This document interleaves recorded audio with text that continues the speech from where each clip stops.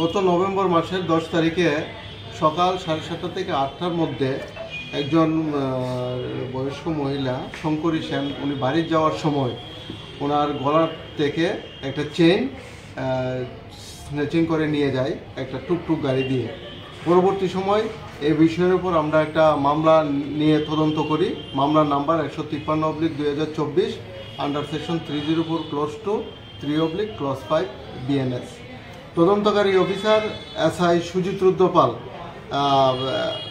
তদন্তের সময় দেবব্রত দাস নামে তাকে অ্যারেস্ট করে এবং তার টুকটুকটাও আমরা সিজ করেছি এবং চেনটা আমরা উদ্ধার করতে সক্ষম হয়েছি এবং যে চুরি স্ন্যাচিং করেছিল দেবব্রত দাস তাকে আমরা করে প্রেরণ করেছি। আজকে আমরা যে কমপ্লেনেন্ট শঙ্করী সেন ওনাকে আমরা আজকে চেনটা দিয়ে দেব কোর্ট অর্ডার অনুযায়ী। না, একজনই ছিল, সঙ্গে একজন ছিল। কোথায় হয়েছিল এটা? মধ্যপাড়াতে হয়েছিল, মধ্যপাড়াতে হয়েছিল। চেনটা কোন জায়গা থেকে পাচ্ছেন আপনারা? চেনটা পরবর্তী সময় আমরা তদন্তকারী অফিসার SI সুজিত রুদ্রপাল তার বাড়ি থেকে চেনটা উদ্ধার করে দেবব্রত।